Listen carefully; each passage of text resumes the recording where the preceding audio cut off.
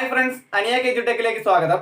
അപ്പോൾ ഇന്ന് നമ്മൾ നോക്കാൻ പോകുന്നത് +1 കെമിസ്ട്രിയിലെ ഒന്നാമത്തെ ചാപ്റ്ററായ some basic concepts of chemistry എന്ന് പറയുന്ന ചാപ്റ്ററിലെ ഏറ്റവും ഇമ്പോർട്ടന്റ് ആയിട്ടുള്ള ടോപ്പിക്കാണ്. ലാസ്റ്റ് ഫോക്കസ് പോയിന്റ് ആണ് 1.10.1 ലിമിറ്റിംഗ് റിയേജന്റ്. എന്താണ് ലിമിറ്റിംഗ് റിയേജന്റ് എന്നാണ് നമ്മൾ നോക്കാൻ പോകുന്നത്. അതുമായിട്ട് ബന്ധപ്പെട്ട് കുറെ കാൽക്കുലേഷൻസ് ഉണ്ട്. ഈ കാൽക്കുലേഷൻസ് ഉറപ്പായിട്ടും നിങ്ങളുടെ എക്സാമിന് ചോദിക്കും. 3 മുതൽ 5 വരെ മാർക്ക് ഷുവർ ആയിട്ടും സിമ്പിൾ ആയിട്ട് നിങ്ങൾക്ക് സ്കോർ ചെയ്യാൻ പറ്റുന്ന ടോപ്പിക്കാണിത്. പക്ഷെ ഇത് പഠിച്ചില്ലെങ്കിൽ നിങ്ങൾക്ക് സ്കോർ ചെയ്യാൻ പറ്റില്ല. കാരണം ഞാൻ പറഞ്ഞു, ഇതിനകത്ത് കുറെ കാൽക്കുലേഷൻസ് ഉണ്ട്, പ്രോബ്ലംസ് ഉണ്ട്, കണക്കുകളുണ്ട്. അപ്പോൾ ആ കണക്കുകൾ വളരെ സിമ്പിൾ ആണ്. പക്ഷെ ജസ്റ്റ് നിങ്ങളൊന്ന് അറിഞ്ഞു വെച്ചേക്കുക. കുറച്ച് ഇക്വേഷൻസ് ഒന്നുമില്ല, നിങ്ങൾക്ക് ലോജിക് വൈസ് ചിന്തിച്ച് ചെയ്യാനുള്ള കണക്കുകളാണ്. നിങ്ങൾക്ക് ഈ ക്ലാസ് കഴിയുമ്പോൾ എല്ലാം കിട്ടും. ടെക്സ്റ്റിലുള്ള ഏറ്റവും പാടുള്ള ക്വസ്റ്റ്യൻ ഉൾപ്പെടെ നമ്മൾ ചെയ്യുന്നുണ്ട്. അപ്പോൾ ടെക്സ്റ്റിലുള്ള എല്ലാ ക്വസ്റ്റ്യൻസും വർക്ക്ഔട്ട് ചെയ്യുമ്പോൾ നിങ്ങൾക്ക് ഉറപ്പായിട്ടും കിട്ടും. കാരണം ഇത്തവണ ഫോക്കസ് ഏരിയ ഒക്കെ ഉള്ളതുകൊണ്ട് ടെക്സ്റ്റിലുള്ള ക്വസ്റ്റ്യൻ ആയിരിക്കും മിക്കവാറും ചോദിക്കുന്നത്. ടെക്സ്റ്റിന് വെളിയിൽ നിന്നാണെങ്കിലും എളുപ്പത്തിൽ മാത്രമേ പ്രോബ്ലം ചോദിക്കൂ. അപ്പോൾ ഈ ഒരു വീഡിയോ കണ്ടു കഴിഞ്ഞാൽ ഉറപ്പായിട്ട് നിങ്ങൾക്ക് ലിമിറ്റിംഗ് റിയേജന്റുമായിട്ട് ബന്ധപ്പെട്ട് ചോദിക്കുന്ന പ്രോബ്ലങ്ങൾക്ക് എല്ലാം ഉത്തരം എഴുതാൻ പറ്റും. അപ്പോൾ വളരെ ശ്രദ്ധിച്ചിരിക്കുക. നമ്മൾ നോക്കാൻ പോകുന്ന ലിമിറ്റിംഗ് റിയേജന്റ് ആണ്. അപ്പോൾ ഈ ക്ലാസ്സുകളൊക്കെ ഇഷ്ടപ്പെടുകയാണെങ്കിൽ മാത്രം നിങ്ങൾ സബ്സ്ക്രൈബ് ചെയ്യുക ഈ ചാനൽ. ഒപ്പം നിങ്ങളുടെ മാക്സിമം ഫ്രണ്ട്സിന് ഷെയർ ചെയ്ത് കൊടുക്കുക. കാരണം ലിമിറ്റിംഗ് റിയേജന്റ് കാൽക്കുലേഷൻസുമായിട്ട് ബന്ധപ്പെട്ട് ആർക്കും ഒരു മാർക്കും പോകരുത്. അപ്പോൾ ലിമിറ്റിംഗ് റിയേജന്റ് എന്താണെന്നൊക്കെ പറയുന്നതിന് മുമ്പ് നമുക്ക് ചെറുതായിട്ടൊരു കുറച്ച് കണക്കുകൾ പറയാം. നമ്മളൊരു നാരങ്ങ പിഴിയാണെന്ന് വിചാരിക്കുക. എന്താണ്? നാരങ്ങ പിഴിയുകയാണ്. അപ്പോൾ ഞാൻ ചുമ്മാ ഒരു കണക്ക് പറയാണ്, നിങ്ങൾക്ക് മനസ്സിലാവാൻ വേണ്ടി കണക്ക് പറയാണ്. കറക്റ്റ് ആണോന്ന് എനിക്കറിയത്തില്ല. ഒരു നാരങ്ങ ഉപയോഗിച്ച് നമുക്ക് 2 ഗ്ലാസ് നാരങ്ങ വെള്ളം പിഴിയാൻ പറ്റുമെന്ന് വിചാരിക്കാം. അപ്പോൾ ഒരു നാരങ്ങ വെച്ചിട്ട് 2 ഗ്ലാസ് നാരങ്ങയാണ് പിഴിയാൻ പറ്റുന്നത്. അപ്പോൾ നാരങ്ങയ്ക്ക് ഞാൻ എല്ലെന്ന് കൊടുത്തു. അപ്പോൾ ഒരു നാരങ്ങയ്ക്ക് എത്ര ഗ്ലാസ് വെള്ളം വേണം? 2 ഗ്ലാസ് നാരങ്ങ വെള്ളം വേണമെങ്കിൽ 2 ഗ്ലാസ് വെള്ളം വേണം. അപ്പോൾ ഒരു നാരങ്ങയ്ക്ക് 2 ഗ്ലാസ് വെള്ളം എടുക്കുമ്പോൾ നമുക്ക് ലൈം ജ്യൂസ് അല്ലെങ്കിൽ ലൈം വാട്ടർ 2 ഗ്ലാസ് നാരങ്ങ വെള്ളം കിട്ടും. ഇതാണ് നമ്മുടെ ഒരു കണക്കെന്ന് വിചാരിക്കാം. അപ്പൊ ഒന്നുകൂടി ഞാൻ പറയാം. ഒരു നാരങ്ങ ഉപയോഗിച്ച് 2 ഗ്ലാസ് വെള്ളം, ഒരു നാരങ്ങയും 2 ഗ്ലാസ് വെള്ളവും ചേർത്ത് നമുക്ക് 2 നാരങ്ങ വെള്ളം ഉണ്ടാക്കാം. 2 ഗ്ലാസ് നാരങ്ങ വെള്ളം ഉണ്ടാക്കാം. ഇത്രയും ഓക്കെ ആണല്ലോ. ഇനി ഞാൻ കുറച്ച് കാര്യങ്ങൾ പറയാം. എൻ്റെ കയ്യിൽ സപ്പോസ് 3 നാരങ്ങയുണ്ട്. അങ്ങനെയാണെങ്കിൽ എനിക്ക് എത്ര ഗ്ലാസ് വെള്ളമാണ് 6 നാരങ്ങ വെള്ളം ഉണ്ടാക്കാനായിട്ട് വേണ്ടത്? അപ്പോൾ എൻ്റെ കയ്യിൽ 3 നാരങ്ങ ഉണ്ട്. അപ്പോൾ എനിക്ക് 6 ഗ്ലാസ് നാരങ്ങ വെള്ളമാണ് വേണ്ടത്. അങ്ങനെയാണെങ്കിൽ ഞാൻ എത്ര ഗ്ലാസ് വെള്ളം എടുക്കണം? സിമ്പിൾ അല്ലേ?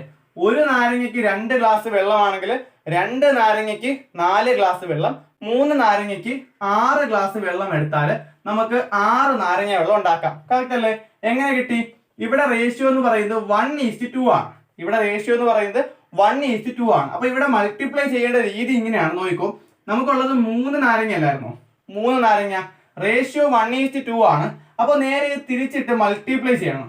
ഇൻറ്റു 2/1 എന്ന് ചെയ്യണം. എങ്ങനെയാണ് ചെയ്തത്?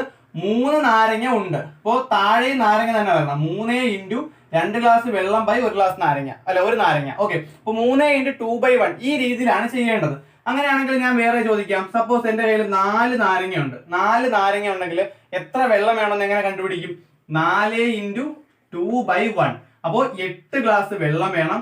എത്ര നാരങ്ങ വെള്ളം ഉണ്ടാക്കാൻ പറ്റും? അതിന്റെ റേഷ്യോ നമുക്ക് നോക്കാം. ഒരു നാരങ്ങയ്ക്ക് 2 നാരങ്ങ വെള്ളം, അപ്പോൾ അതും 1:2 ആണ്. അപ്പോൾ അത് 4 ഇൻറ്റു 2/1 ആയിരിക്കും. 8 ഗ്ലാസ് നാരങ്ങ വെള്ളം ആയിരിക്കും. ഇത് ഓക്കെ ആണല്ലോ? ഈ കാര്യം നിങ്ങൾക്ക് വലിയ സംശയമൊന്നുമില്ല. വേണമെങ്കിൽ തിരിച്ചും പറയാം. 6 ഗ്ലാസ് വെള്ളം നിങ്ങളുടെ കയ്യിലുണ്ട്. നിങ്ങൾക്ക് എത്ര നാരങ്ങ ആവശ്യമാണെന്ന് എങ്ങനെ നോക്കും? 6 ഇൻറ്റു 1/2 ചെയ്യണം. അപ്പോൾ വെള്ളത്തിന് താഴെ വരണം, നാരങ്ങയുടെ മുകളിൽ വരണം, റേഷ്യോ അനുസരിച്ച്. ഇനി ഞാൻ വേറെ കുറച്ച് കാര്യങ്ങൾ പറയാം. അതായത് സപ്പോസ് എൻ്റെ കയ്യിൽ നാരങ്ങയുടെ എണ്ണം 3 ആണ്, 8 ഗ്ലാസ് വെള്ളമുണ്ട്. നാരങ്ങയുടെ എണ്ണം 3 ആണ്, 8 ഗ്ലാസ് വെള്ളമുണ്ട്. നാരങ്ങയുടെ എണ്ണം 3ഉം 8 ഗ്ലാസ് വെള്ളമുണ്ട്. എനിക്ക് എത്ര നാരങ്ങ വെള്ളം ഉണ്ടാക്കാൻ പറ്റും? 3 നാരങ്ങയുണ്ട്. 3 നാരങ്ങ ഉണ്ടെങ്കിൽ 6 നാരങ്ങ വെള്ളം ഉണ്ടാക്കാൻ പറ്റുന്നത് അല്ലേ? അപ്പോൾ 3 നാരങ്ങയ്ക്ക് 6 ഗ്ലാസ് വെള്ളം, 6 നാരങ്ങ വെള്ളം. പക്ഷെ എൻ്റെ കയ്യിൽ 8 ഗ്ലാസ് വെള്ളമുണ്ട് എന്ന് കരുതി 2 ഗ്ലാസ് വെള്ളവും കൂടി അതിനകത്ത് ഒഴിക്കാൻ പറ്റുമോ? ഇല്ല. 3 നാരങ്ങ ഉണ്ടെങ്കിൽ എനിക്ക് 6 ഗ്ലാസ് വെള്ളം ഒഴിച്ച് 6 നാരങ്ങ വെള്ളമേ ഉണ്ടാക്കാൻ പറ്റൂ. ബാക്കി എന്തുണ്ട്? 2 ഗ്ലാസ് വെള്ളമുണ്ട്. ഇപ്പോൾ ഒരു നാരങ്ങ നമ്മൾ എടുത്തു, 2 ഗ്ലാസ് വെള്ളം ഒഴിച്ചു, 2 നാരങ്ങ വെള്ളമായി. അടുത്ത ഒരു നാരങ്ങ എടുത്തു, 2 ഗ്ലാസ് വെള്ളം ഒഴിച്ചു, വീണ്ടും നാരങ്ങ വെള്ളം 2 ആയി. അപ്പോൾ 4 നാരങ്ങ വെള്ളമായി. വീണ്ടും ഒരു നാരങ്ങ എടുത്തു, 2 ഗ്ലാസ് വെള്ളം ഒഴിച്ചു, 6 നാരങ്ങ വെള്ളമായി. ഇനി എടുക്കാൻ നാരങ്ങ ഇല്ല അല്ലെ? അപ്പോൾ ഒരു നാരങ്ങയ്ക്ക് 2 വെള്ളം വെച്ചിട്ട് 6 എണ്ണം ചെയ്തു. ഇനി നാരങ്ങ ഇല്ല. പക്ഷെ എന്തുണ്ട് ബാക്കി? 2 ഗ്ലാസ് വെള്ളമുണ്ട്. അപ്പോൾ ആദ്യം തീർന്ന ആരാ? നാരങ്ങയാണ് അല്ലെ? വെള്ളം നാരങ്ങ കുറച്ചുകൂടി ഉണ്ടായിരുന്നെങ്കിൽ കുറച്ച് നാരങ്ങ വെള്ളം കൂടി ഉണ്ടാക്കായിരുന്നു. അപ്പോൾ നമ്മുടെ ഇവിടുത്തെ പ്രോഡക്റ്റ് എന്ന് പറയുന്നത് നാരങ്ങ വെള്ളമാണ്. റിയാക്റ്റൻസ് ആണ് നാരങ്ങയും വെള്ളവും, അല്ലെ? നാരങ്ങയും വെള്ളവും ചേർന്നാണ് നാരങ്ങ വെള്ളം ഉണ്ടാകുന്നത്. ആദ്യം തീർന്നു പോയത് ഏതായിരുന്നു? നാരങ്ങയായിരുന്നു. 3 ഗ്ലാസ് നാരങ്ങയും 8 ഗ്ലാസ് വെള്ളവും എടുത്തപ്പോൾ അതിൽ 6 മാത്രമേ നമ്മൾ ഉപയോഗിച്ചുള്ളൂ. 6 നാരങ്ങ വെള്ളം ഉണ്ടാക്കി, 2 എണ്ണം ബാക്കി വന്നു. കറക്റ്റ് അല്ലേ? ആദ്യം ആരാ തീർന്നത്? നാരങ്ങയാണ്. അപ്പോ the reactant which consumed first, ആദ്യം തീർന്നത് ഈ പ്രോഡക്റ്റിന്റെ അളവിനെ കുറച്ചില്ലേ? അതായത് നാരങ്ങ ഒരെണ്ണം കൂടെ ഉണ്ടായിരുന്നെങ്കിൽ 2 ഗ്ലാസ് നാരങ്ങ വെള്ളം കൂടി ഉണ്ടാക്കായിരുന്നു. അപ്പൊ ആദ്യം തീർന്ന റിയാക്ടന്റ് ഏതാണ്? നാരങ്ങയാണ്. ആ നാരങ്ങയല്ലേ പ്രോഡക്റ്റ് എത്ര വേണം അല്ലെങ്കിൽ എത്ര ഉണ്ടാകണമെന്ന് തീരുമാനിച്ചത്? ഒരു നാരങ്ങയും കൂടി ഉണ്ടായിരുന്നെങ്കിൽ നാരങ്ങ വെള്ളം ഒരു 2 ഗ്ലാസ് കൂടി വന്നേനെ, അല്ലെ? അപ്പൊ ആ നാരങ്ങയാണ് ഇവിടെ പ്രോഡക്റ്റ് എത്ര ഉണ്ടാകുമെന്ന് തീരുമാനിച്ചത്. അപ്പൊ ഒന്നുകൂടി ഞാൻ കൃത്യമായിട്ട് പറയാം. The reactant that is consumed first limits the amount of product. അതായത് ഒരു റിയാക്ടന്റ് ആദ്യം അവസാനിക്കുന്ന ആദ്യം തീരുന്ന റിയാക്ടന്റ് ഏതാണോ അതാണ് പ്രോഡക്റ്റിന്റെ അളവിനെ കുറയ്ക്കുന്നത്. ആദ്യം തീരുന്ന റിയാക്ടന്റ് ആണ് പ്രോഡക്റ്റിന്റെ അളവിനെ കുറയ്ക്കുന്നത്. കറക്റ്റ് അല്ലേ? ആദ്യം തീരുന്ന റിയാക്ടന്റ് ആണ് പ്രോഡക്റ്റിന്റെ അളവിനെ കുറയ്ക്കുന്നത്. അതുകൊണ്ട് ആ റിയാക്ടന്റിനെ പറയുന്ന പേരാണ് limiting reagent. The reactant that is consumed first limits the amount of product and it is called limiting reagent. Correct അല്ലേ ഞാൻ പറഞ്ഞത്? ഒരെണ്ണം ആദ്യമേ തീർന്നു കഴിഞ്ഞാൽ പിന്നെ പ്രോഡക്റ്റ് ഉണ്ടാവോ? ഇല്ല. ബാക്കിയുള്ളതിന് എത്ര കൂടുതൽ ഉണ്ടെന്ന് പറയേണ്ട കാര്യമില്ല. 3 നാരങ്ങയും 100 ഗ്ലാസ് വെള്ളം എടുത്താലും നമുക്ക് 6 നാരങ്ങ വെള്ളമല്ലേ ഉണ്ടാക്കാൻ പറ്റൂ. കുറവ് ഏതാണോ അതാണ് പ്രോഡക്റ്റ് നിശ്ചയിക്കുന്നത്. ഇനി നേരെ തിരിച്ച് നമുക്ക് നോക്കാം. 3 നാരങ്ങയും 4 ഗ്ലാസ് വെള്ളമുണ്ട്. 4 ഗ്ലാസ് വെള്ളത്തിന് 4 നാരങ്ങ വെള്ളമല്ലേ ഉണ്ടാക്കാൻ പറ്റൂ. നാരങ്ങ ഇനി 10 എണ്ണം ഉണ്ടായിരുന്നെങ്കിലും വെള്ളം 4 ഉള്ളെങ്കിൽ നമുക്ക് എത്ര നാരങ്ങ വെള്ളം ഉണ്ടാക്കാം? 4 ഗ്ലാസ്സേ ഉണ്ടാക്കാൻ പറ്റൂ. അവിടെ ലിമിറ്റിംഗ് റിയേജന്റ് ഏതായിരുന്നു? വെള്ളമായിരുന്നു. വെള്ളമല്ലേ ആദ്യം തീർന്നു പോയത്. അപ്പോൾ ഒരു റിയാക്ഷനിൽ ആദ്യം ഏത് തീരുന്നോ അതാണ് ലിമിറ്റിംഗ് റിയേജന്റ്. ആ തീരുന്നതാണ് പ്രോഡക്റ്റിന്റെ അളവ് കണ്ടുപിടിക്കുന്നത്. ഇപ്പോൾ ലിമിറ്റിംഗ് റിയേജന്റ് ആണ് പ്രോഡക്റ്റിന്റെ അളവ് തീരുമാനിക്കുന്നത്. ആദ്യം തീരുന്നതാണ് ലിമിറ്റിംഗ് റിയേജന്റ്. ഈ ഡെഫിനിഷൻ ഒന്ന് എഴുതിയെടുക്കുക. The reactant which consumes first limits the amount of product. അപ്പോൾ ആദ്യം തീരുന്ന റിയാക്ടന്റ് ആണ് പ്രോഡക്റ്റിന്റെ എമൗണ്ട് കുറയ്ക്കുന്നത്. The reactant which consumes first limits the amount of product it is called limiting reagent. വേണമെങ്കിൽ ഒരു മാർക്ക് ചോദിക്കാം, what is limiting reagent? The reactant which consumes first limits the amount of product and it is called limiting reagent. ഇനി നമുക്ക് നാരങ്ങ വെള്ളമൊക്കെ കളഞ്ഞ് നല്ല ഒരു എക്സാമ്പിൾ നോക്കാം. ജസ്റ്റ് ഞാൻ എഴുതുകയാണ്. N2 + 3H2 gives 2NH3. N2 + 3H2 gives 2NH3. ഇത് അമോണിയയുടെ പ്രൊഡക്ഷൻ ആണല്ലേ? അമോണിയയുടെ പ്രൊഡക്ഷൻ. അപ്പോൾ ബാലൻസ് ചെയ്താൽ മാത്രമേ നമുക്ക് ലിമിറ്റിംഗ് റിയേജന്റ് എഴുതാൻ പറ്റൂ. അപ്പോൾ ഇവിടെ ബാലൻസ് അല്ലേ? 2N ഉണ്ട്, 2N ഉണ്ട്, 6H2 ഉണ്ട്, 6H ഉണ്ട്, ഇവിടെ 6H ഉണ്ട്. അപ്പോൾ ബാലൻസ് എഴുതിയാൽ മാത്രമേ ലിമിറ്റിംഗ് റിയേജന്റ് നോക്കാൻ പറ്റൂ. അപ്പോൾ ഇവിടെ നമ്മൾ നോക്കണം എത്ര മോൾ ആണ് ഇവിടെ എടുത്തിരിക്കുന്നത്. ഇടത് സൈഡിലുള്ള നമ്പർ ആണ് മോൾ എന്ന് പറയുന്നത്. ഇടത് സൈഡിലെ നമ്പർ ഒന്നും ഇല്ലെങ്കിൽ അത് 1 മോൾ ആയിരിക്കും. അപ്പോൾ ഇവിടെ N2 1 മോൾ ആണ്, ഹൈഡ്രജൻ 3 മോൾ ആണ്, അമോണിയ 2 മോൾ ആണ്. അപ്പോൾ ഇതിന്റെ അർത്ഥം എന്ന് പറഞ്ഞാൽ 1 മോൾ നൈട്രജനും 3 മോൾ ഹൈഡ്രജനും ചേർന്നാൽ 2 മോൾ അമോണിയ ഉണ്ടാകും എന്നാണ് അതിന്റെ അർത്ഥം. സപ്പോസ് ഞാനിപ്പോ 5 മോൾ നൈട്രജൻ എടുക്കുന്നു. 5 മോൾ നൈട്രജൻ എടുത്താൽ അതിന് എത്ര ഹൈഡ്രജൻ ആവശ്യമാണ്? 5 × 3/1. 5 × 3/1 ദാറ്റ് മീൻസ് 15 മോൾ ഹൈഡ്രജൻ ആവശ്യമാണ്. എത്ര അമോണിയ ഉണ്ടാക്കാൻ പറ്റും? അപ്പൊ നമ്മൾ നോക്കണം, നൈട്രജനും അമോണിയയും തമ്മിലുള്ള റേഷ്യോ 1:2 ആണ്. അപ്പൊ 5 × 2/1 10 മോൾ അമോണിയ ഉണ്ടാക്കാൻ പറ്റും. കറക്റ്റ് അല്ലേ? ഇനി ഞാൻ ഇവിടെ 5 മോൾ നൈട്രജനും 20 മോൾ ഹൈഡ്രജനും എടുക്കുന്നു. 5 മോൾ നൈട്രജനും 20 മോൾ ഹൈഡ്രജനും എടുക്കുന്നു. എത്ര അമോണിയ ഉണ്ടാകും? അവിടെ നോക്കേണ്ടത് കുറവ് ഏതാണ്? 5 മോളിന് 15 മോൾ ഹൈഡ്രജൻ മതിയായിരുന്നു, പക്ഷെ 20 മോൾ ഉണ്ട്. അപ്പൊ കുറവ് ഏതാണ്? നൈട്രജൻ ആണ്. 5 മോൾ നൈട്രജന് 15 മോൾ മതിയായിരുന്നു, 20 ഉണ്ട്. അപ്പൊ കൂടുതൽ ഹൈഡ്രജൻ. കുറവ് ഏതാണ്? നൈട്രജൻ. അപ്പോൾ നമുക്കറിയാം നൈട്രജൻ ആണ് ലിമിറ്റിംഗ് റിയേജന്റ്. 3 ചോദ്യങ്ങൾ അവിടെ വരും. ഏതാണ് ലിമിറ്റിംഗ് റിയേജന്റ്? നൈട്രജൻ ആണ്. കാരണം 5 മോൾ ഉണ്ട്, 15 മോൾ മതിയായിരുന്നു, 20 എണ്ണം ഉണ്ട്. ഓക്കെ, അപ്പോൾ നൈട്രജൻ ആണ് ലിമിറ്റിംഗ് റിയേജന്റ്. അങ്ങനെയാണെങ്കിൽ ലിമിറ്റിംഗ് റിയേജന്റ് വെച്ചിട്ട് പ്രോഡക്റ്റ് നോക്കണം. അതായത് നോക്കിക്കോ, 15 മോൾ ഹൈഡ്രജന് 10 മോൾ അമോണിയ ഉണ്ടാകും. അങ്ങനെയാണെങ്കിൽ 20 മോൾ ഹൈഡ്രജൻ നമുക്ക് നോക്കാൻ പറ്റും. നോക്കിക്കോ, 3 ഹൈഡ്രജന് 2 അമോണിയ ആണെങ്കിൽ 20 ഹൈഡ്രജന് 20 × 2/3 ആയിരിക്കും. കണ്ടില്ലേ? 20 × 2/3. കാരണം ഹൈഡ്രജനും അമോണിയ തമ്മിലുള്ള റേഷ്യോ 3:2 ആണ്. അപ്പോൾ 20 എണ്ണം ഉണ്ടെങ്കിൽ 20 ഹൈഡ്രജൻ ഉണ്ടെങ്കിൽ 20 × 2/3 പക്ഷെ ഇവിടെ അത് ചെയ്യരുത്. കാരണം എന്താണ്, 20 മോൾ ഹൈഡ്രജൻ ഉണ്ടെങ്കിലും നമ്മുടെ കയ്യിൽ വെറും 5 മോൾ നൈട്രജനേ ഉള്ളൂ. നൈട്രജൻ കുറവാണ്. ഓക്കെ, അപ്പോൾ കുറവ് ഏതാണോ അത് വെച്ച് വേണം നമ്മൾ പ്രോഡക്റ്റിന് വേണ്ടി കാൽക്കുലേറ്റ് ചെയ്യാൻ. അപ്പോൾ 5 മോൾ നൈട്രജനും 20 മോൾ ഹൈഡ്രജനും ഉണ്ടെങ്കിൽ നമുക്ക് 5 മോൾ നൈട്രജൻ ഉപയോഗിച്ച് കാൽക്കുലേഷൻ നടത്താൻ പറ്റൂ. അപ്പോൾ 5 × 2/1 10 മോൾ അമോണിയ ഉണ്ടാകും. ബാക്കി എന്ത് വരും? 5 മോൾ നൈട്രജൻ 15 മോൾ ഹൈഡ്രജനെ ഉപയോഗിക്കൂ. ബാക്കി 5 മോൾ ഹൈഡ്രജൻ വരും. കണ്ടോ, ബാക്കി വീണ്ടും നൈട്രജൻ ഒഴിച്ചു കൊടുത്താൽ വീണ്ടും അമോണിയ ഉണ്ടാകും. അപ്പോൾ ഈ ജസ്റ്റ് ഒന്ന് എക്സാമ്പിൾ ആയിട്ട് പറഞ്ഞതേ ഉള്ളൂ. ഇനി ക്വസ്റ്റ്യൻ ചെയ്യുമ്പോൾ നിങ്ങൾക്ക് കൃത്യമായിട്ട് മനസ്സിലാകും. ഓരോ ക്വസ്റ്റ്യൻ ആയിട്ട് നമുക്ക് ചെയ്യാം. ടെക്സ്റ്റിലെ ഓർഡറിനാണ് നമ്മൾ ചെയ്യാൻ പോകുന്നത്. ആദ്യത്തെ ചോദ്യം വളരെ ചെറിയ ചോദ്യമാണ്. ലിമിറ്റിംഗ് റിയേജന്റ് ഒന്നും ഇല്ല അതിനകത്ത്. വളരെ ചെറിയൊരു ചോദ്യമാണ്. ചോദ്യം ഇങ്ങനെയാണ്: calculate the amount of water produced by the combustion of 16 gram of methane. 16 gram methane കത്തിയാൽ 16 ഗ്രാം മീഥെയിനിൽ കമ്പഷൻ നടന്നാൽ എത്ര എമൗണ്ട് വാട്ടർ ഉണ്ടാകും എന്നുള്ളതാണ് ചോദ്യം. അപ്പോൾ എത്ര എമൗണ്ട് വാട്ടർ ഉണ്ടാകും? അപ്പോൾ അത് വളരെ സിമ്പിൾ ആണ്. ആദ്യം നമ്മൾ കമ്പഷന്റെ ഇക്വേഷൻ എഴുതണം. എന്തിന്റെ കമ്പഷൻ ആണ് പറഞ്ഞത്? മീഥെയിന്റെ കമ്പഷൻ ആണ്. അപ്പോൾ നമുക്ക് ആദ്യം ഇക്വേഷൻ എഴുതാം. മീഥെയിൻ CH4 ആണ്. കമ്പഷൻ നടക്കണമെങ്കിൽ അതിനെ ഓക്സിജനുമായിട്ട് റിയാക്ട് ചെയ്യണം. നോക്കിക്കോ, ഒരു ഹൈഡ്രോ കാർബൺ ഓക്സിജനുമായിട്ട് റിയാക്ട് ചെയ്താൽ അവിടെ കാർബൺ ഡൈ ഓക്സൈഡും വാട്ടറും ആയിരിക്കും ഉണ്ടാകുന്നത്. നിങ്ങൾ പഠിച്ചു വെച്ചേക്കേണ്ട കാര്യമാണ്.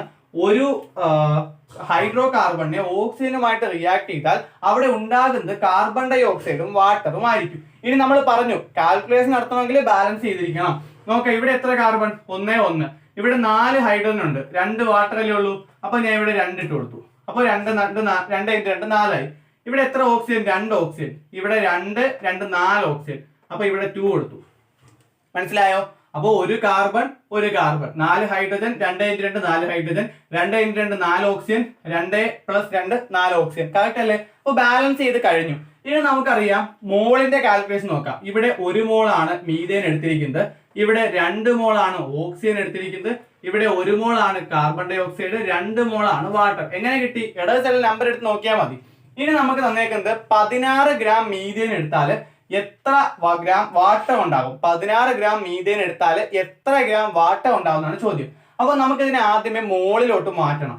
അപ്പോൾ നമ്മൾ എഴുതുന്നത് ഇങ്ങനെയാണ്: number of moles of 16 gram CH4.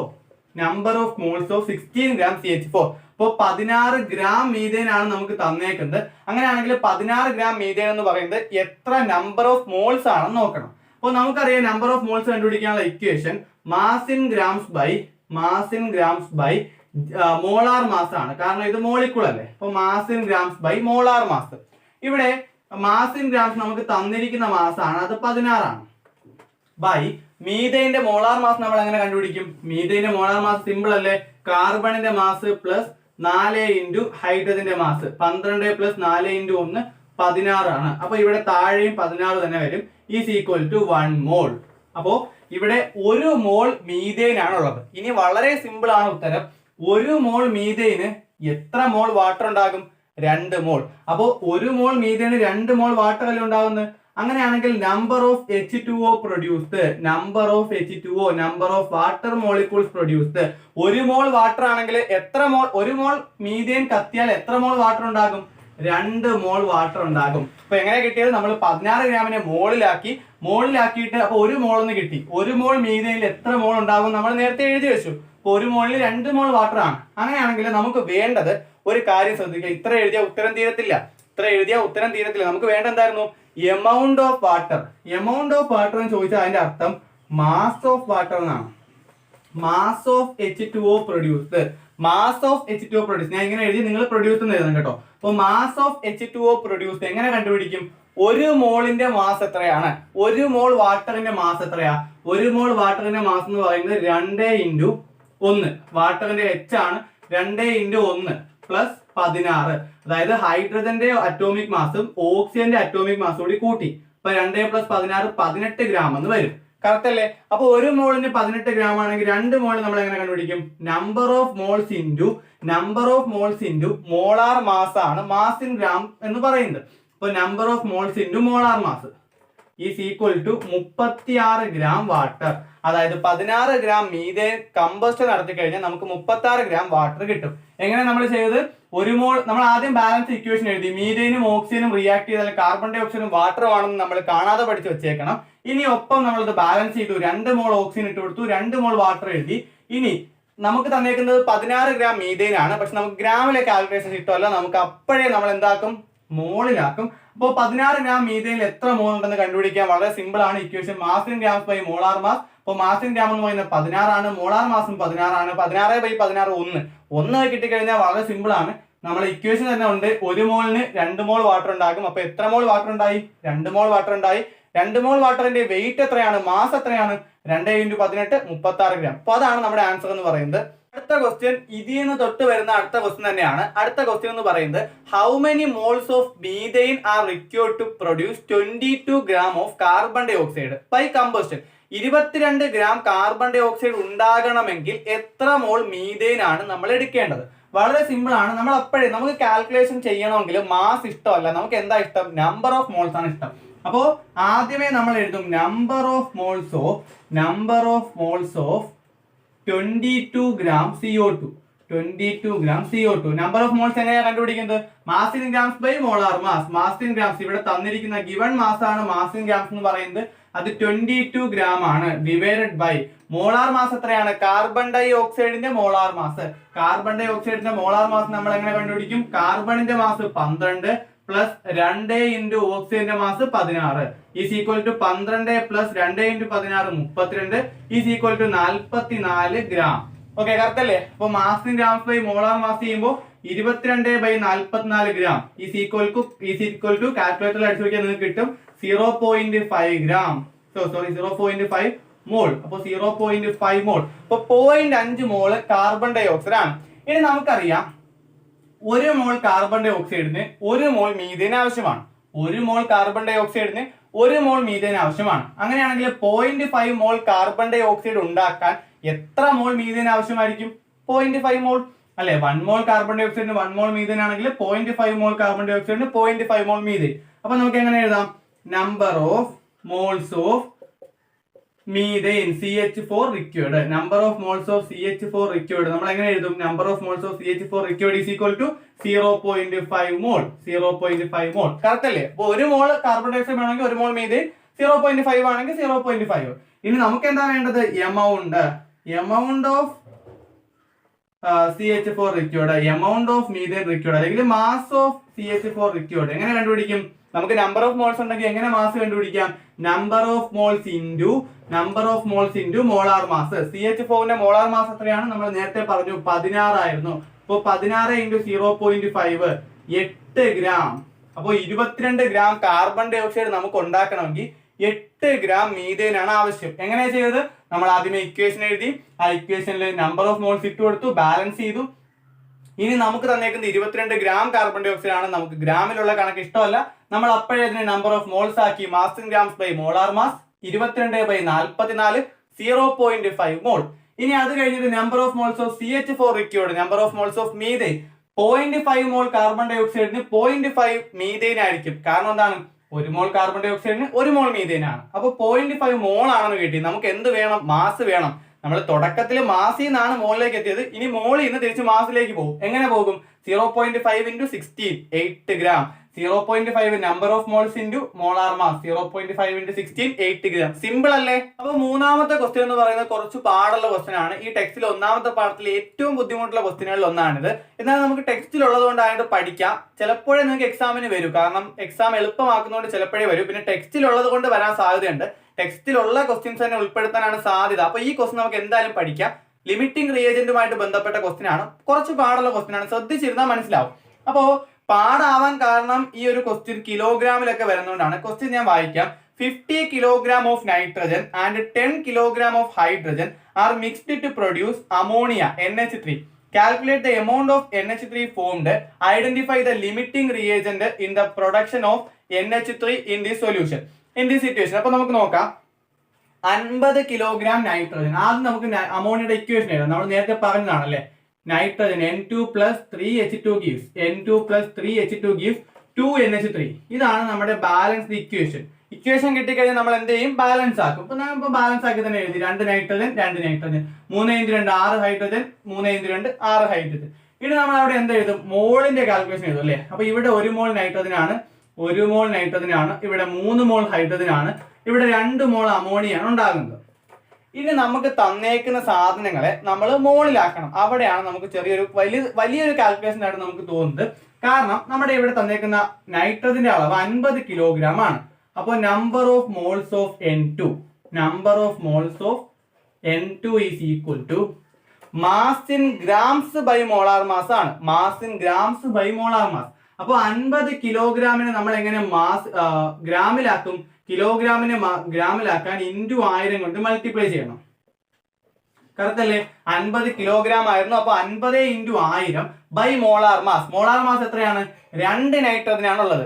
N2 എന്ന് പറയുമ്പോൾ 2 നൈട്രജൻ ആറ്റം ഉണ്ട്. അപ്പൊ ഒരു ആറ്റത്തിന്റെ മാസ് എത്ര? 14. അപ്പൊ 2 × 14 28 ഗ്രാം നൈട്രജൻ ആണ് അതിന്റെ മോളാർ മാസ് എന്ന് പറയുന്നത്. അപ്പോൾ 50 × 1000 ബൈ 28. ഈ സംഭവം നിങ്ങൾ കാൽക്കുലേറ്ററിൽ അടിച്ച് ഇതിന്റെ ഉത്തരം കണ്ടുപിടിക്കുക. അപ്പോൾ കാൽക്കുലേറ്ററിന്റെ സഹായം കൂടി വേണ്ടതുകൊണ്ടാണ് നിങ്ങൾക്ക് ഈ ക്വസ്റ്റ്യൻ കുറച്ച് വലുതായിട്ട് തോന്നുന്നത്. പക്ഷെ വലിയ നമ്പർ വരുമെങ്കിലും സംഭവം സിമ്പിൾ ആണ്. അപ്പോൾ 50 × 1000 ബൈ 28 ചെയ്താൽ എത്ര കിട്ടും? നിങ്ങൾക്ക് ഇത് കാൽക്കുലേറ്ററിൽ അടിക്കുമ്പോൾ കിട്ടുന്നത് 1785 പോയിന്റ് സംതിങ് എന്നാണ് കിട്ടുന്നത്. അപ്പോൾ ഈ കാൽക്കുലേറ്ററിൽ ENG എന്ന് പറയുന്ന ഒരു ഭാഗമുണ്ട്. കാൽക്കുലേറ്റർ ഉപയോഗിക്കുന്നതൊക്കെ നിങ്ങൾക്ക് അറിയാമായിരിക്കും. അപ്പോൾ ENG എന്ന് പറയുന്ന ഒരു ഭാഗമുണ്ട്. ENGയിൽ അടിക്കുമ്പോൾ × എന്ന ഫോമിൽ നമുക്ക് അതിന്റെ ഉത്തരം കിട്ടും. അതാണ് നമുക്ക് കെമിസ്ട്രിയിലും ഫിസിക്സിലും ഒക്കെ ആവശ്യം. അപ്പോൾ ENGയിൽ കൊടുക്കാൻ നേരത്ത് 1785 എന്നുള്ളത് 1.785 എക്സെട്ര × 10³ എന്ന് കിട്ടും. അപ്പോൾ പോയിന്റ് കഴിഞ്ഞ് 2 നമ്പർ മാത്രം മതി. അപ്പോൾ നമുക്ക് ഇങ്ങനെയാണ് കിട്ടുന്നത് 1.7 8 × 10³ ബാക്കിയുണ്ട്. ENG അടിച്ചിട്ട് ഇങ്ങനെ എഴുതുന്നതാണ് അതിന്റെ കറക്റ്റ് ഫോർമാറ്റ്. അപ്പോൾ 1.78 × 10³ മോൾസ് ആണുള്ളത്. അപ്പോൾ കാൽക്കുലേറ്റർ അടിച്ചാൽ നമുക്ക് ഉത്തരം കിട്ടും, അതുകൊണ്ട് പേടിക്കാനൊന്നുമില്ല. ഇനി number of moles of water അല്ല, number of moles of H2 അല്ലെ? Number of moles of H2 നമുക്ക് എത്ര H2 ആണ് തന്നിരുന്നത്? കിലോഗ്രാമിൽ 10 കിലോ ആയിരുന്നു അല്ലെ? അപ്പോൾ 10 × ഗ്രാമിലാക്കാൻ 1000 ബൈ ഹൈഡ്രജന്റെ മോളാർ മാസ്. ഒരു ഹൈഡ്രജന് 1 മാസം. അപ്പോൾ 2 × 1 2 ഈസ് ഈക്വൽ ടു, ഇത് കാൽക്കുലേറ്റ് അടിക്കുമ്പോൾ എന്താ കിട്ടുക? 10 × 1000 ബൈ 2. അപ്പൊ നമുക്ക് കിട്ടുന്നത് 5000 എന്നാണ്. 5000 നമുക്ക് 5 × 10³ മോൾ എന്ന് എഴുതാം. എന്തിനാ അങ്ങനെ എഴുതിയത്? ഇവിടെ × 10³ ആയിരുന്നു. അപ്പൊ ഇവിടെയും × 10³ കിടക്കട്ടെ. അപ്പൊ ഇനി നമ്മൾ നോക്കേണ്ടത് കൃത്യമായിട്ട് പഠിച്ചു വെച്ചോളണം. ഇവിടെ 1 മോൾ നൈട്രജൻ ആവശ്യം 3 മോൾ ഹൈഡ്രജൻ ആണ്. 1 മോൾ നൈട്രജൻ ആവശ്യം 3 മോൾ ഹൈഡ്രജൻ ആണ്. അങ്ങനെയാണെങ്കിൽ 1.78 × 10³ മോൾ നൈട്രജന് എത്ര ഹൈഡ്രജൻ ആവശ്യമാണെന്ന് നോക്കാം. സ്റ്റെപ്പ് നോക്കിക്കോ. Number of moles of H2 required to react with number of moles of H2 required to react with 1.78 × 10³ mole. അപ്പോൾ 3 മോൾ N2. അപ്പൊ എന്താ സ്റ്റെപ്പ് എഴുതിയത്?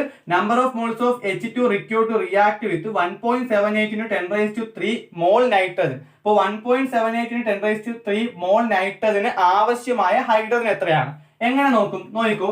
ആദ്യം നമ്മൾ നൈട്രജന്റെ നമ്പർ ഓഫ് മോൾസ് എഴുതണം. 1.78 × 10³ 1.78 × 10³ ഇൻറ്റു നമ്മൾ റേഷ്യോ നോക്കണം. 1 മോൾ നൈട്രജന് 3 മോൾ വാട്ടർ, 1 മോൾ നൈട്രജന് 3 മോൾ വാട്ടർ. അപ്പൊ എങ്ങനെ എഴുതും? × 3/1 എന്ന് എഴുതും. × 3/1, അതായത് 3/1. കറക്റ്റ് ആയില്ലേ? അപ്പൊ ഇനി നമ്മളിത് കാൽക്കുലേറ്റ് അടിച്ച് നോക്കുമ്പോൾ 1.78 × 10³ × 3/1 എഴുതിയാലും കുഴപ്പമില്ല. അപ്പോൾ നമുക്ക് കിട്ടുന്നത് 5340 എന്നാണ്. നമ്മൾ ENG അടിക്കുമ്പോൾ നമുക്ക് കിട്ടും 5.34 × 10³ 5.34 × 10³ നമുക്ക് അത്രയും ഹൈഡ്രജൻ ഉണ്ടോ? ഇത് ബാക്കി എഴുതി വെക്കരുത്. നമുക്ക് അത്രയും ഹൈഡ്രജൻ ഉണ്ടോ? ഇല്ല. അത് നോക്കാനാണ് നമ്മൾ ഹൈഡ്രജന്റെ അളവ് നോക്കിയത്. 1.78 × 10³ നൈട്രജൻ ആവശ്യം 5.34 × 10³ ഹൈഡ്രജൻ ആണ്. പക്ഷെ അതുണ്ടോ? ഇല്ല. നമ്മുടെ കയ്യിൽ 5 × 10³ മോൾ ഹൈഡ്രജനേ ഉള്ളൂ. അപ്പൊ കുറവ് ഏതാണോ അതാണ് ലിമിറ്റിംഗ് റിയേജന്റ്. ഇവിടെ കുറവ് ഏതാണ്? ഹൈഡ്രജൻ അല്ലേ? നമുക്ക് 5.34 വേണമായിരുന്നു നൈട്രജന്റെ അളവ് വെച്ചിട്ട്, പക്ഷെ 5 ഉള്ളൂ. കറക്റ്റ് അല്ലേ? അപ്പോൾ കുറവ് ഹൈഡ്രജൻ ആയതുകൊണ്ട് അവിടെ അടുത്ത സ്റ്റെപ്പിൽ നമ്മൾ എഴുതും hydrogen is the limiting reagent. കാരണം എന്താ, നമ്മുടെ ക്വസ്റ്റ്യനിലുണ്ട് ആരാണ് ലിമിറ്റിംഗ് റിയേജന്റ് എന്ന്. അപ്പോൾ hydrogen is the limiting reagent.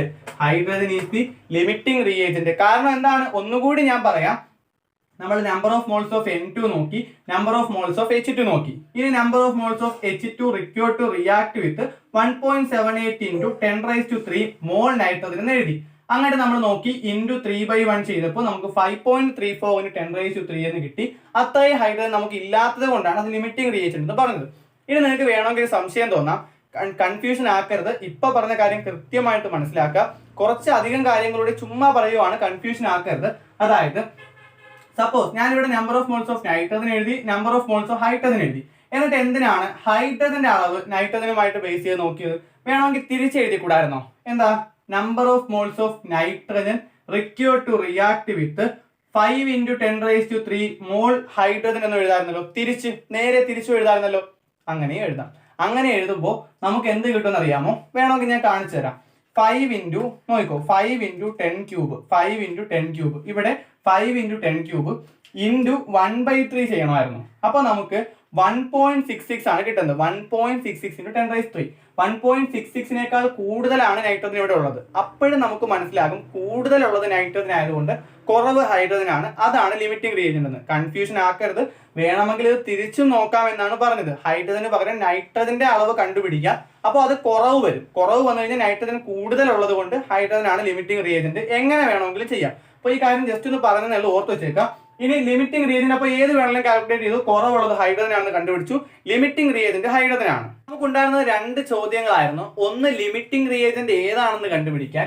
2, അവിടെ എത്ര മോൾ അമോണിയ ഉണ്ട് എന്ന് കണ്ടുപിടിക്കാൻ. 50 കിലോഗ്രാം നൈട്രജനും 10 കിലോഗ്രാം ഹൈഡ്രജനും ഉപയോഗിച്ചാൽ എത്ര അമോണിയ ഉണ്ടാകും എന്നുള്ള ഒരു ചോദ്യമായിരുന്നു. അപ്പോൾ നമ്മൾ പറഞ്ഞു ലിമിറ്റിംഗ് റിയേജന്റ് ഉപയോഗിച്ച് വേണം നമ്മൾ കാൽക്കുലേഷൻ നടത്താൻ. ലിമിറ്റിംഗ് റിയേജന്റ് ഏതായിരുന്നു? ഹൈഡ്രജൻ ആയിരുന്നു. അപ്പോൾ ഹൈഡ്രജന്റെ നമ്പർ ഓഫ് മോൾസ് ഞാൻ ഇവിടെ ഒന്നുകൂടി എഴുതാം. ഹൈഡ്രജന്റെ നമ്പർ ഓഫ് മോൾസ് എത്രയായിരുന്നു? Number of moles of H2 is equal to 5 into 10⁻³ ആയിരുന്നു. 5 into 10⁻³. നിങ്ങൾ ടെക്സ്റ്റിൽ നോക്കിയാൽ ഈ കാൽക്കുലേഷനിൽ ചെറിയ വ്യത്യാസം കാണും. കാരണം നമ്മൾ കഴിഞ്ഞ ക്ലാസ്സിൽ പറഞ്ഞു ഹൈഡ്രജന്റെ യഥാർത്ഥ അറ്റോമിക് മാസ് 1.008 ആണ്. അപ്പോൾ NCERT ടെക്സ്റ്റിൽ ഈ അറ്റോമിക് മാസ് ഉപയോഗിച്ച് മാത്രമേ അവർ ഏതൊരു കാൽക്കുലേഷനും ചെയ്യൂ. പക്ഷെ നമുക്ക് 1 റൗണ്ട് ചെയ്ത് 1 എന്ന് എഴുതി ചെയ്താൽ മതി. അതാണ് ആ വ്യത്യാസം വരുന്നുള്ള കാരണം. ഇനി 5 into 10⁻³ മോൾ ഹൈഡ്രജന് എത്ര അമോണിയ ഉണ്ടാകും നമുക്ക് നോക്കാം. Number of moles of NH3 produced. Number of moles of NH3 produced. ഞാൻ എന്താ നൈട്രജന്റെ അളവ് എടുക്കാഞ്ഞത്? കാരണം നൈട്രജൻ കൂടുതലുണ്ട്. കുറവുള്ളതിന്റെ അളവ് മാത്രമേ നമുക്ക് എടുക്കാൻ പറ്റൂ. അപ്പോൾ number of moles of hydrogen ആണ് നമ്മൾ നോക്കുന്നത്. 3 മോൾ ഹൈഡ്രജൻ ഉണ്ടായിരുന്നുവെങ്കിൽ 2 മോൾ അമോണിയ ഉണ്ടാകും. അങ്ങനെയാണെങ്കിൽ 5 into 10⁻³ മോൾ ഹൈഡ്രജൻ ആണെങ്കിൽ എത്ര മോൾ അമോണിയ ഉണ്ടാകും നമുക്ക് എങ്ങനെ കണ്ടുപിടിക്കാം? നോക്കിക്കോ, ഹൈഡ്രജന്റെ അമോണിയയുടെ റേഷ്യോ എന്ന് പറയുന്നത് 3:2 ആണ്. 3:2.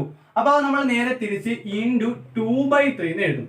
കാരണം എന്താണ്, ഹൈഡ്രജൻ ആണ് മുകളിൽ കിടക്കുന്നതെങ്കിൽ താഴെ ഹൈഡ്രജന്റെ വരണം. അപ്പോൾ 5 into 10⁻³ into 2/3. 5 into 10⁻³ into 2/3 calculate നടത്തി നോക്കാം. 5 into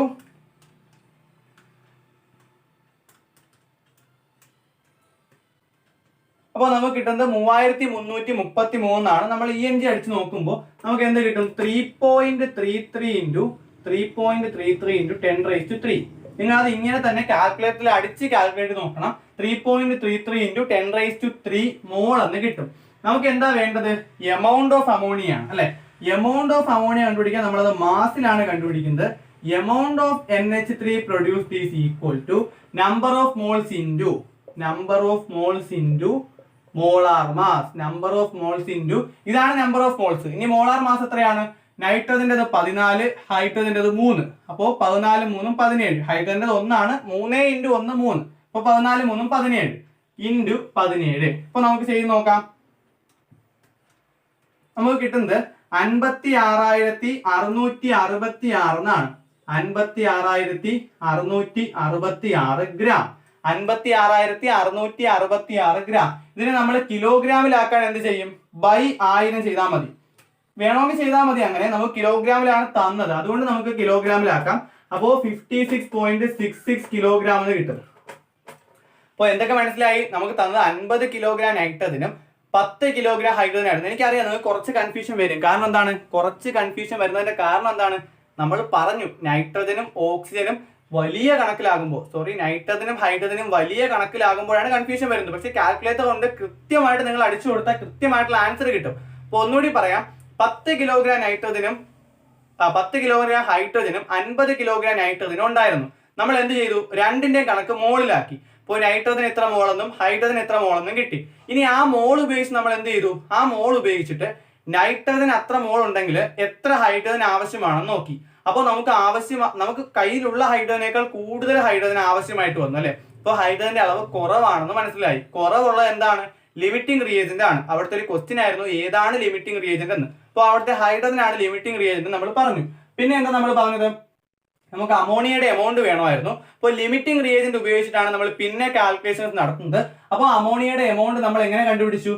ഹൈഡ്രജന്റെ നമ്പർ ഓഫ് മോൾസ് 5 × 10⁻³ ആയിരുന്നു. അങ്ങനെയാണെങ്കിൽ അമോണിയയുടെ നമ്പർ ഓഫ് മോൾസ് 5 × 10⁻³ × 2/3 ആണ്. അപ്പോൾ നമുക്ക് 3.33 × 10⁻³ മോൾസ് എന്ന് കിട്ടും.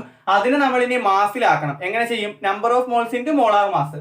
3.33 × 10⁻³ × 17 = 56,666 ഗ്രാം എന്നാണ് കിട്ടിയത്. പക്ഷെ നമുക്ക് തന്ന റിയാക്ടന്റുകളെല്ലാം കിലോഗ്രാമിലായിരുന്നു. അപ്പൊ നമ്മൾ ചുമ്മാ അത് കിലോഗ്രാമിലൂടെ ആക്കി വെച്ചു. കിലോഗ്രാമിലാക്കാൻ സിമ്പിൾ ആണ്.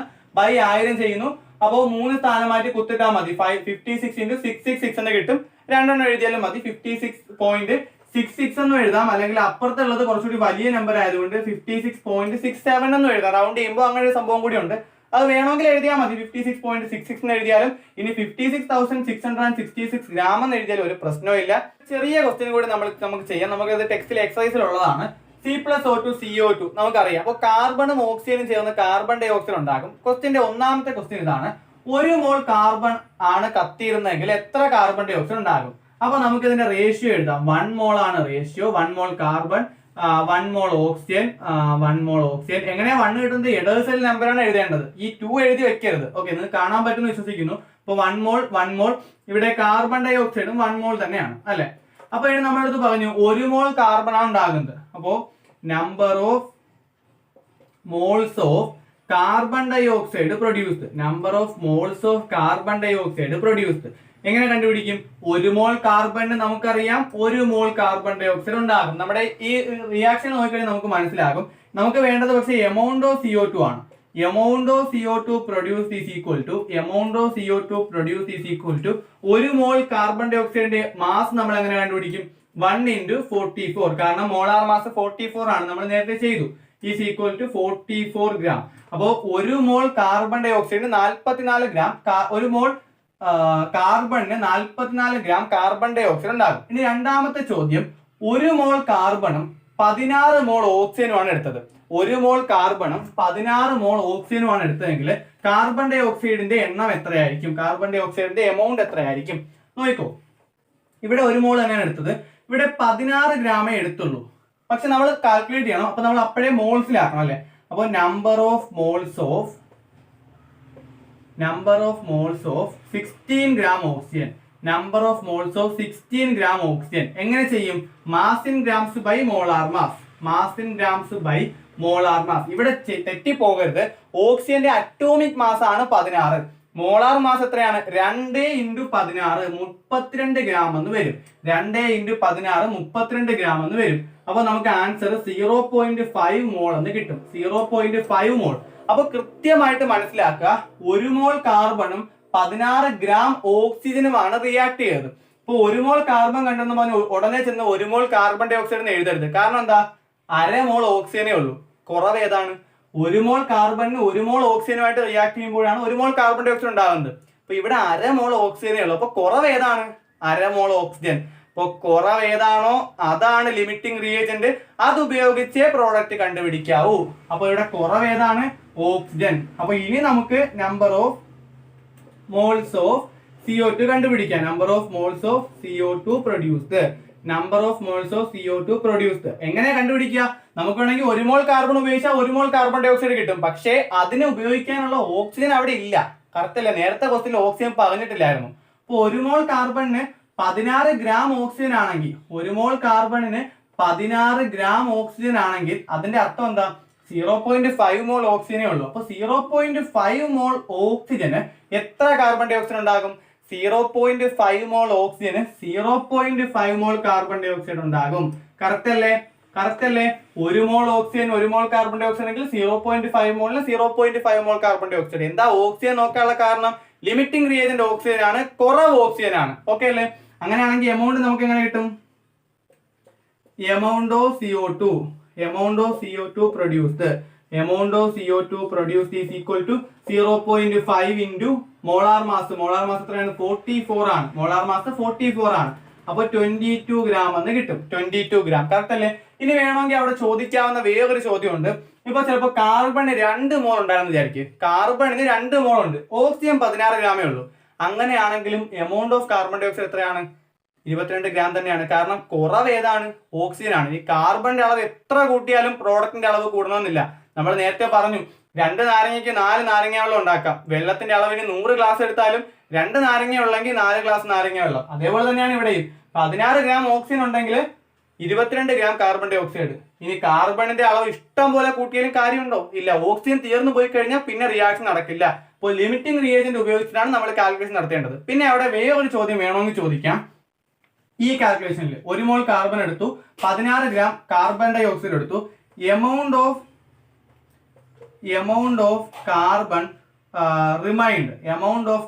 റിമൈൻഡ് അങ്ങനെ ഒരു ക്വസ്റ്റ്യൻ വേണമെങ്കിൽ ചോദിക്കാം. അതുകൂടി ജസ്റ്റ് ഒന്ന് പറഞ്ഞേക്കാം. നോക്കൂ, 0.5 മോൾ ഓക്സിജൻ ആണ് നമ്മൾ ഇവിടെ എടുത്തത്. അങ്ങനെയാണെങ്കിൽ 0.5 മോൾ കാർബൺ ഡൈ ഓക്സൈഡ് ഉണ്ടാകും നമ്മൾ പറഞ്ഞു. എത്ര മോൾ കാർബൺ അവിടെ ഉപയോഗിച്ച് കാണും? 0.5 മോൾ ഓക്സിജന് 0.5 മോൾ കാർബൺ പോരെ? 1 മോൾ ഓക്സിജൻ 1 മോൾ കാർബൺ ആണെങ്കിൽ 0.5 മോൾ ഓക്സിജന് 0.5 മോൾ കാർബൺ മതി. നമ്മൾ എത്ര എടുത്തായിരുന്നു? 1 മോൾ എടുത്തായിരുന്നു. ഒരു മോൾ എടുത്തായിരുന്നു. പക്ഷെ 0.5 മോൾ കാർബൺ മതിയായിരുന്നു. അപ്പോൾ ബാക്കി എന്തുണ്ട്? 0.5 മോൾ കാർബൺ കൂടിയുണ്ട്. അപ്പോൾ റിമൈൻ ചെയ്തേക്കുന്ന കാർബണിന്റെ അളവ് 0.5 മോൾ ആണ്.